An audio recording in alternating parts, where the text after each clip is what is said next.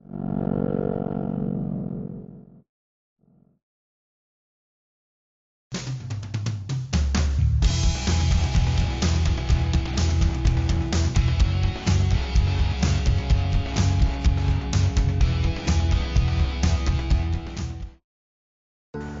the morning, I woke up and the view from my room, my hotel room at the Palin of Jar was, it was interesting. It's flat there. It's very flat. It's not like the mountain regions up in the Luang Prabang in northern Laos. This area that I'm in is actually along the Ho Chi Minh Trail during the Vietnam War. This area was heavily carpet bombed and landmined during the Vietnam War. So there's a lot of unexploded ordnance crews here trying to find landmines, bombs that didn't go off still to this day. It's still pretty heavily cleared area for this kind of stuff.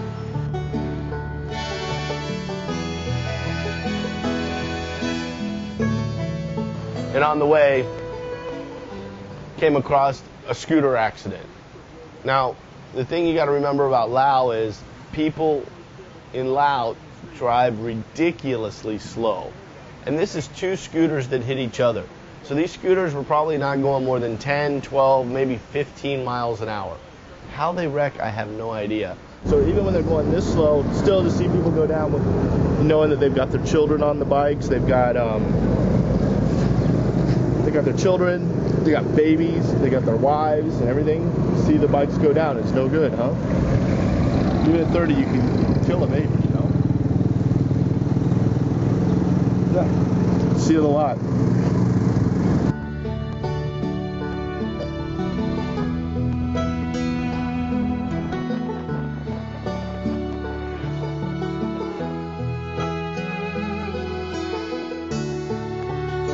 The Palin of Jar is a fascinating place. It's these, I wouldn't call them megalithic rocks. These are big jars. They're big, up to like 6 foot tall, some of them. I would say almost 6 foot.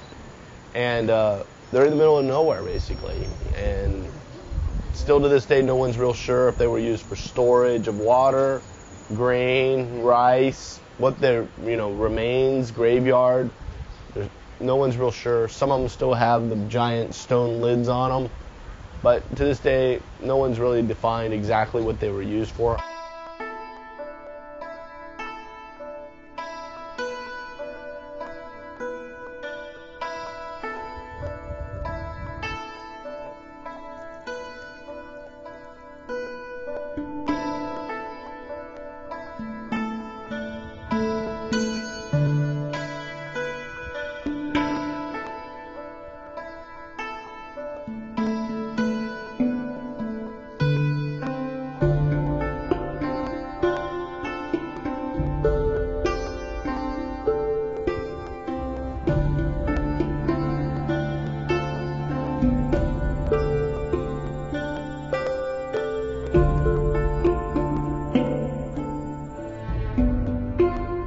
In this specific cave, this is where locals would hide during the bombing raids, and according to locals and news, many people died in this cave, and it's pretty eerie to be in there because there's nobody around, there's no tourists out here. I mean, literally, I'm alone. I'm just walking around here in this field by myself, and but very interesting. It's like I said, as a person who studied history and loves this kind of stuff, this is a pretty cool thing to see.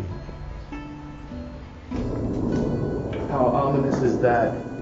If you just listen, if you just look out, you can hear a plane or a helicopter outside. But you can only imagine what it would be like when you were in this cave during the bomb raid, hearing that noise come towards you. And knowing that any minute now those bombs are going to hit right in front of this cave where you were hiding.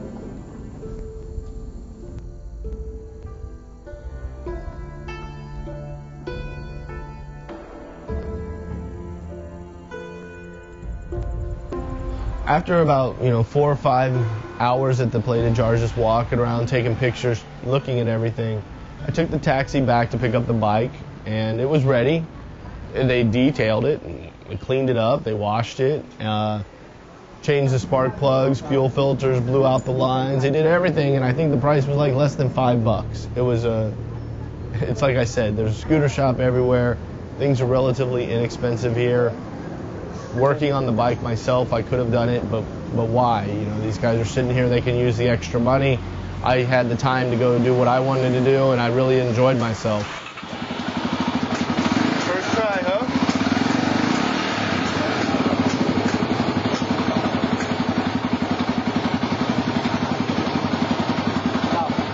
What was wrong with it, buddy? Really? No, it's okay. It's okay. You just put a new plug in. Yeah. How about the carburetor? Clean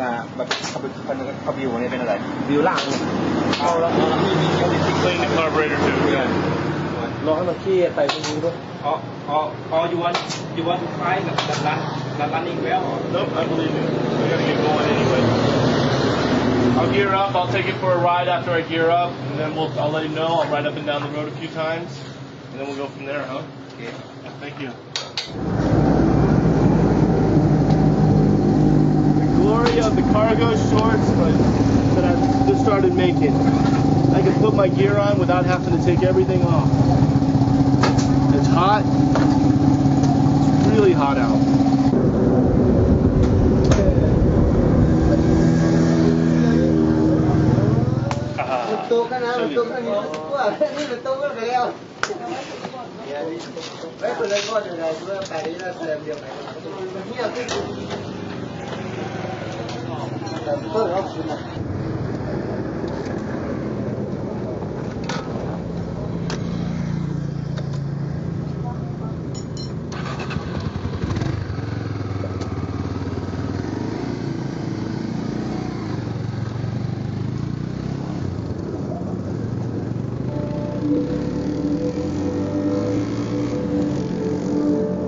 Heading into town, you can see the war remnants, the big shells of the bombs and the leftover bombs. They've got their Unexploded Ordnance, NGO out there that goes around and finds the unexploded ordnances, the unexploded bombs, and they go out there with their suits on and they pull them out of the ground so people don't die, and it's a good thing they do this. But it's interesting. You can see how many bombs were dropped here because they use them for fences. They use them to surround, they make restaurants out of all these leftover shells.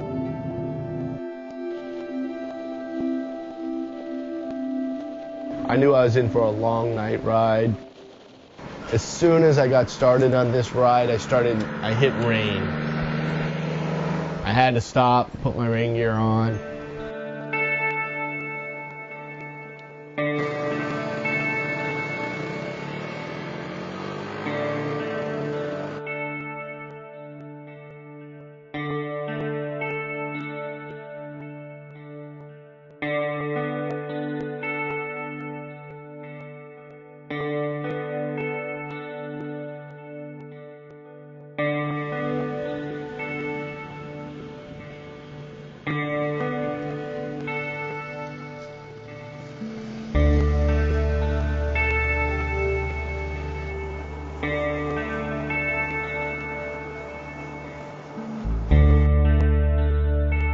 Cows, the animals, the people, everything in the road makes the ride slower.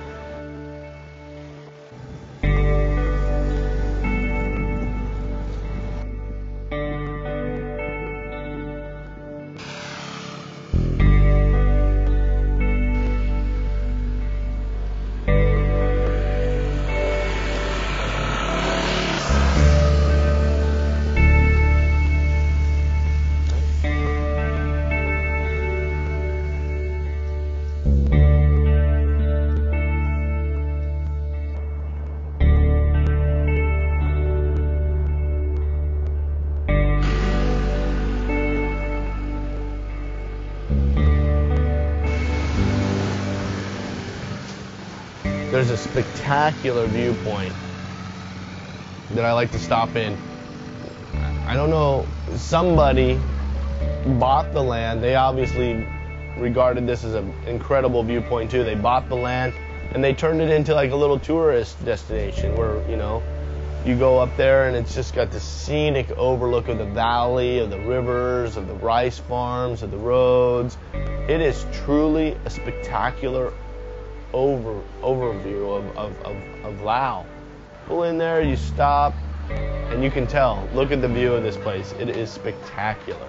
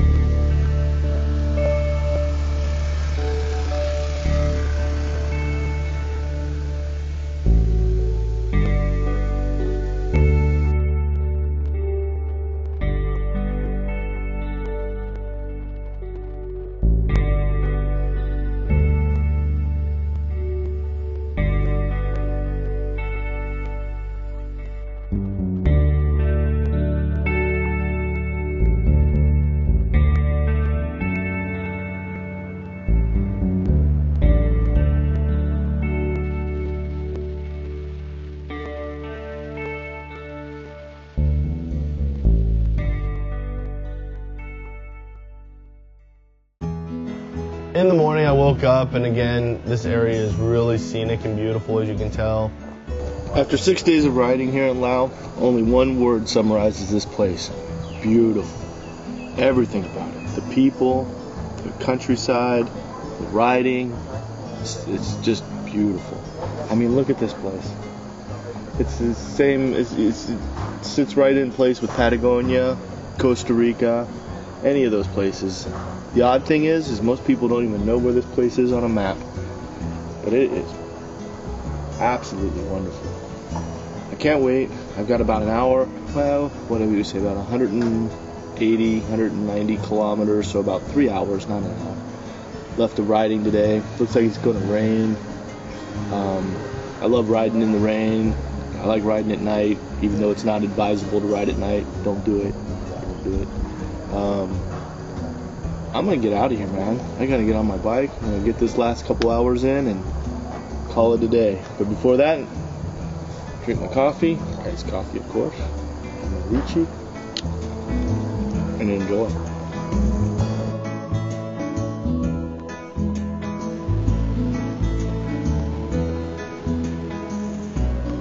But of course, fuel problems plagued me again. I had to stop, but at least I knew this shop. I stopped into a place where I knew the locals, I knew the guys, and they took care of the bike really fast. They stopped all their work, got my bike running really well. Another spark plug, man. Another foul spark plug.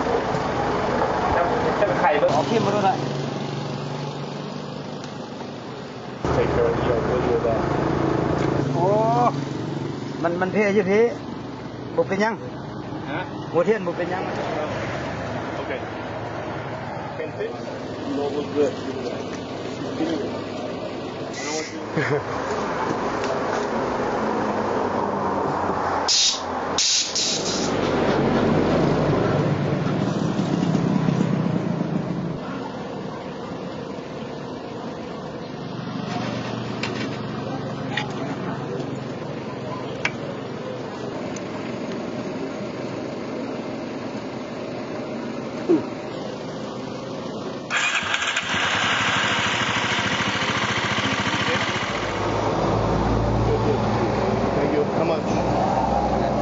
Juke back. Sure? Alright, hold on. Another part off the bike. Child spark plug. We'll get spark plug cable connector. collection. By the time I finish, I'll have a whole bike in my pocket.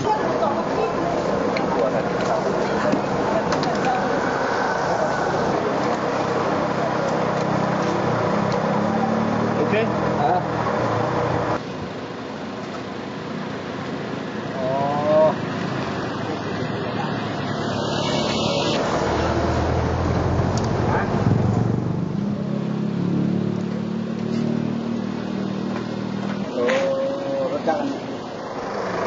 Very nice, man. Once again, got the bike fixed for about $1.25, spark plug fixed. New sign, looks good. Off again, try it again. Spidey, thank you. Oh, somebody.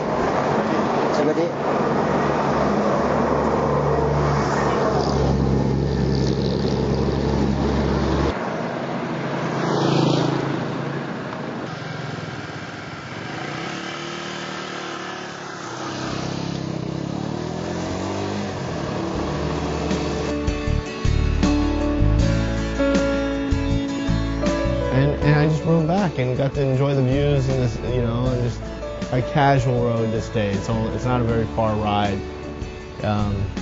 Hit some dirt roads, rode on the mud and everything. For anyone who wants to come up here and ride this area, no intimidation factor whatsoever. Come out, enjoy yourself. Laos is beautiful. The people are beautiful. There's nothing to really worry about.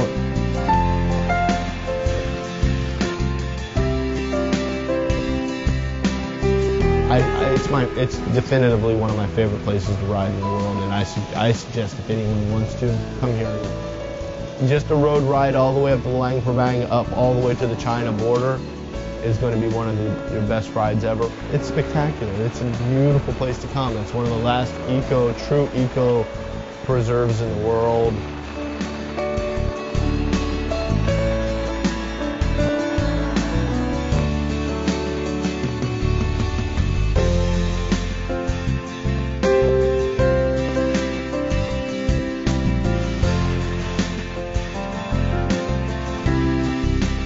But the area is spectacular. Please feel free to contact me or anybody, and I'd love to help you out and put you in contact with the right people or setting up a trip for you, whatever you need, you know.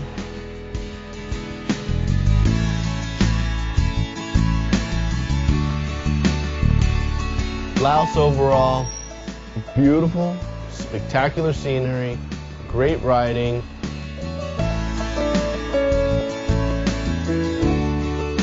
No real issues, people ride slow, no real fear.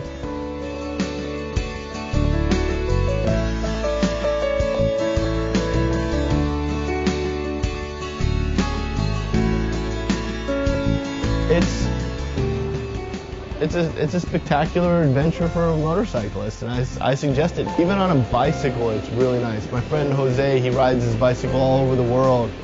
And he did a ride from Vientiane to Kuman, China on a bike, and I got to ride. I rode part of it with him along the side of him on a motorcycle, and he loved it.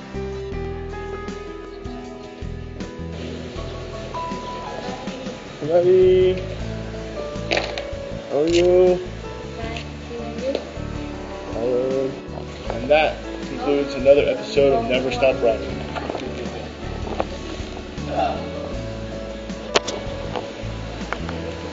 What a trip. Another episode. Good days.